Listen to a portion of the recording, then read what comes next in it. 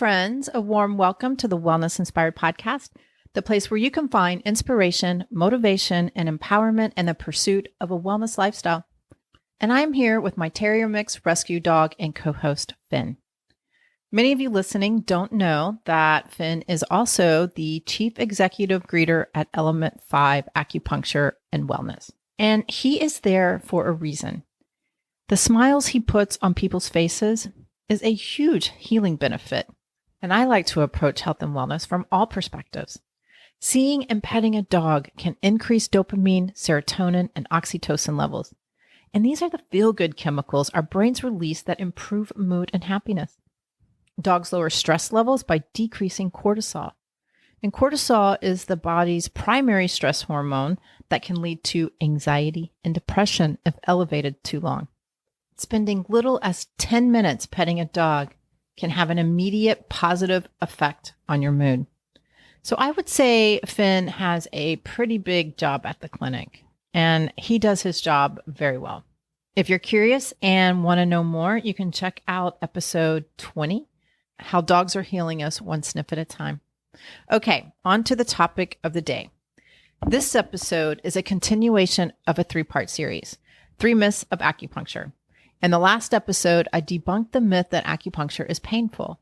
In this episode, I will talk about the second myth, acupuncture only treats pain.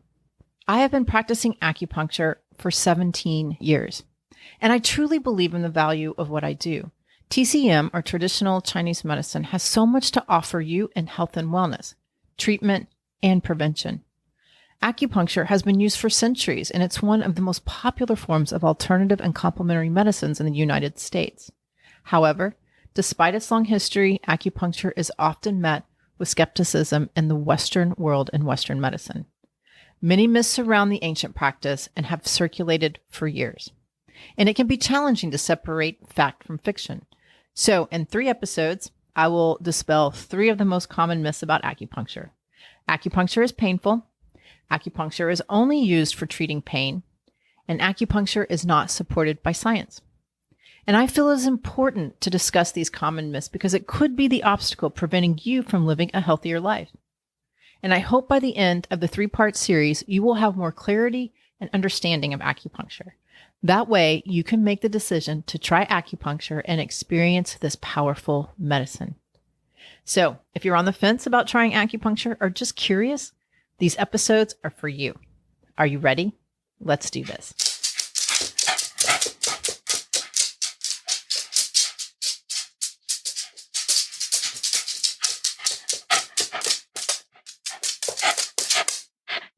Today, I'm going to address the second most common myth about acupuncture. Acupuncture only treats pain. It is true that acupuncture is most commonly used to treat pain. But it is not only used to treat pain. It is effective for many other ailments. So if it treats many other ailments, why is it mostly known to treat pain in the United States? Well, in order to explain, we have to go back in time. Acupuncture is an Eastern medical modality. It originated in China 4,000 to 5,000 years ago. It originated in China, but it is practiced all over Asia.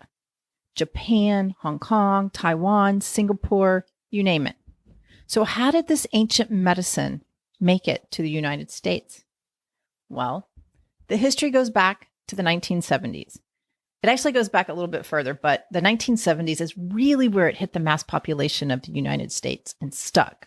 But before we jump in here, I want to spend a little time in Europe because I think it's also important to the story. According to the NIH, the National Center for Complementary and Integrative Health, acupuncture showed up in Europe first between the 15 and 1700s. The Dutch East Indian Company was pursuing merchant trading in China and Japan, and they brought acupuncture techniques back to Europe. So, and a side note here, which this is something that I did not know, another result of the Dutch East Indian Company traveling to China and Japan was the Western hypodermic needle. They brought the acupuncture needle back, and the Western hypodermic needle was made from the acupuncture needle. So I did not know that. I feel like I need to do a little bit more research and see if that's true, because it's the first time I have ever heard that. It's in an article by the NIH, a very credible source. So hopefully they are correct about where the hypodermic needle came from. Anyways, I just thought that was super cool. So I thought I would throw that in here. So let's get back to acupuncture and pain. There were sporadic clinical reports in Europe that discussed the use of acupuncture to relieve pain, but it was a French Jesuit priest that made acupuncture technique known to the Europeans for the treatment of pain. And the European physicians were using bloodletting and purging techniques. Now, for those of you that don't know, bloodletting is a technique where you puncture the skin with a needle, allow it to bleed, and you increase the blood flow and you reduce the stagnation to relieve the pain. The purging technique is usually induced vomiting or to induce bowel movements. As I was reading this article by the NIH, it was called A Historical Review of Acupuncture, the word technique stood out to me. And I believe this is significant to why acupuncture is commonly known to treat pain. It is significant because they didn't have the traditional Chinese medical theory in diagnosing and treatment. It was a completely new concept to the Europeans. They did not understand how inserting a needle into someone would relieve anything. And pain was the easiest to treat, observe, and study. There were techniques that they could learn and easily use to see quick results. And I believe that this is the beginning of the myth that acupuncture only treats pain. It was the most common, studied, and observed. And with Europeans leading the way of acupuncture in the treatment of pain, the United States followed suit. It first showed up in the United States in the early 1800s. Dr. Franklin Bosch, Benjamin Franklin's great-grandson, was a physician. He experimented on prisoners, and he concluded that acupuncture was the most effective for pain management. However, it did not spark any interest in the United States at that time. It wasn't until 1972, now we're where we started at the beginning of the episode, the Nixon era, acupuncture appeared on the front stage for the first time. President Nixon went to China and saw the powerful benefits of acupuncture as a medical modality. He was accompanied by Major General Walter R. Tock of the U.S. Air Force and physician to Nixon. After they observed the powerful benefits of acupuncture, he wrote an article of Reader's Digest, July of 1972, entitled, "I Watched Acupuncture Work." Prior to Nixon's trip, James Reston, a reporter for the New York Times, went to China. While he was in China, he fell ill and ended up in a Chinese hospital in Beijing, I believe, requiring an emergency appendectomy. His post-operative pain after surgery was relieved by acupuncture. He is a believer for sure. This all helped set the stage to popularize acupuncture for the treatment of pain in the United States. And well, eventually the treatment of more conditions. I read about another practitioner of acupuncture and Oriental medicine. His name was Dr. Ju, or as his students called him, Dr. Kim. In the book, The Birth of Acupuncture in America, The White Crane's Gift, they quoted him as being almost single-handedly responsible for the development of acupuncture in the United States. And here's a quote from the book. Acupuncture for North America first blossomed in Los Angeles, downtown China. The year was 1968, magical time. Everyone felt it. To be alive in the late 60s was to be a part of the Beatles, Bob Dylan, the Love-Ins, Vietnam protest, and civil rights marches, even down to Chinatown, where Dr. Ju Gim Shek had lived for 10 years since coming from Hong Kong, and there was quite excitement in the air. Many new things were being born into the world. Among the births was the American acupuncture movement, which breathed its first breath at Dr. Ju's apartment near Dodger Stadium. So I just started reading this book, and this is the first introduction of acupuncture and Chinese medicine book for the general population in the United States. It was written by Dr. Steven Rosenblatt, a student of Dr. Chu. So I find this very cool and I can't wait. I think the book is about 160 pages. So I have read the first chapter. So I'm excited to continue with that. But today there are many more books. The first books that I read in Chinese medical school were Between Heaven and Earth by Harriet Benfield.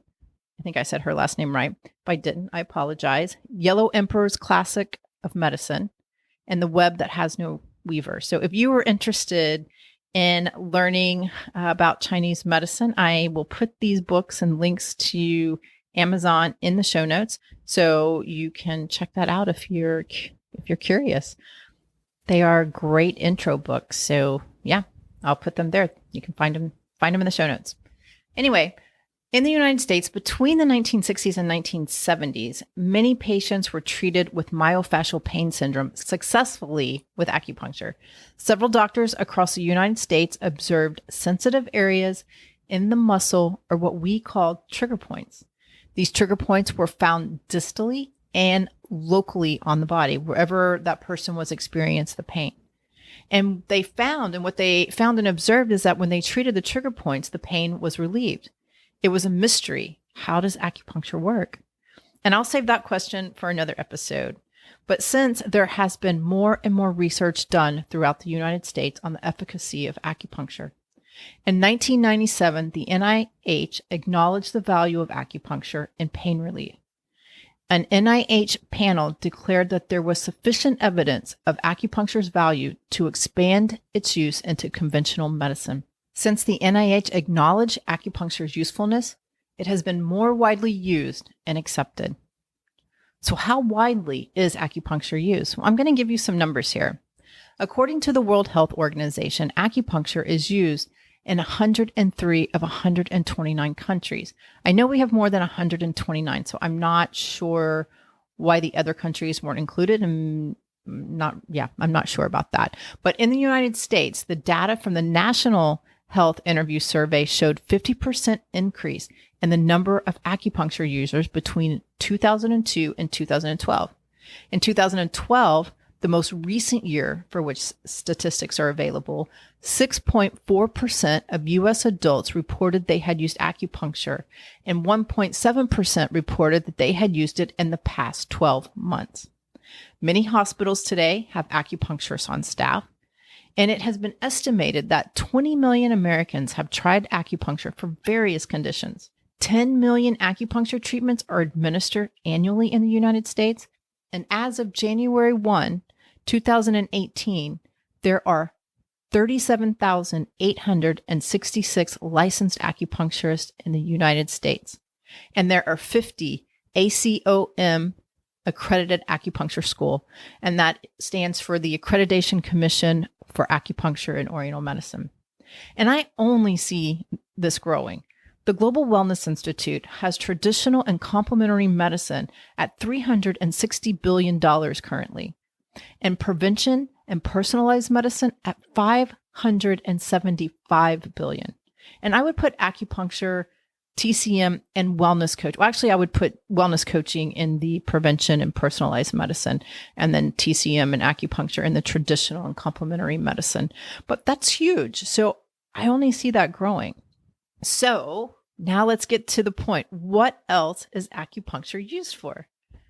Well, I'll be honest. Acupuncture is still most commonly used for pain, but it has definitely expanded way beyond just the treatment of pain. I remember one of my professors in Chinese medical school said, get really good at treating pain. And he was right.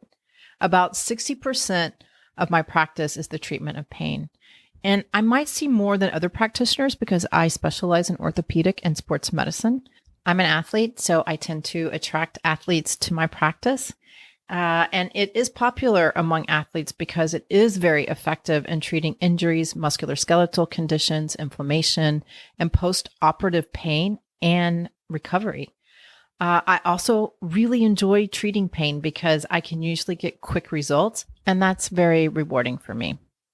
Acupuncture is also effective for non-sports related pain like back pain, neck pain, osteoarthritis, headache, migraines. I just saw a migraine on Friday Sorry, this is Tuesday, but it was last week.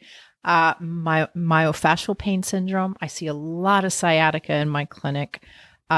Sports related and non-sports related, post-operative pain, chronic pelvic pain syndrome, irritable bowel syndrome.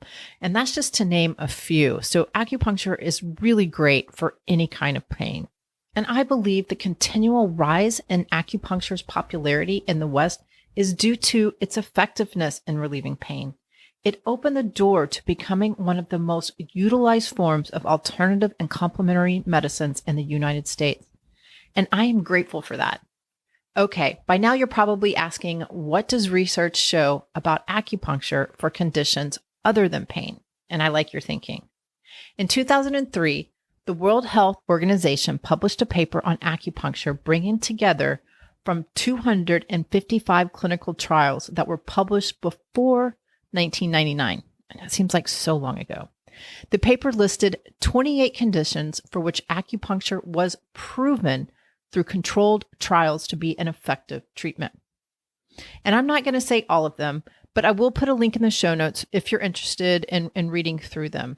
But to name a few: adverse reactions to radiotherapy and or chemotherapy, allergic rhinitis, including hay fever, depression, headache, induction of labor, low back pain, nausea, vomiting, again, sciatica, post-operative pain, stroke, and hypertension, to name a few. In this paper, the WHO listed another 63 conditions acupuncture was shown to have a therapeutic effect. And this means the response after a treatment of any kind, the result of which are judged to be useful or favorable. Basically, if nothing is working, it's worth trying acupuncture. So again, I'll put a link in the show note to all 63, but here again are a few of those. Bell's palsy, abdominal pain. I've seen quite a bit Bell's palsy. It reacts really well to acupuncture and herbs.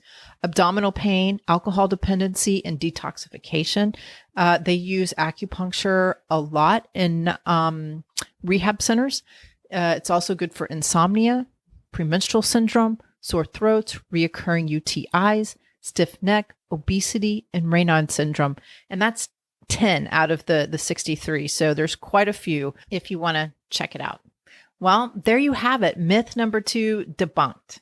And I think that this is a good place to wrap it up. So as you can see or hear, acupuncture is not only an excellent treatment for pain, but a great way to address other health concerns as well. So if you've been curious about trying acupuncture, but weren't sure if it could help with your particular issue, chances are good that it can. So get started with acupuncture today and see how this unique medicine can improve your life in unexpected ways. And if you still have questions, I would love to chat with you to see if acupuncture is a good fit for you.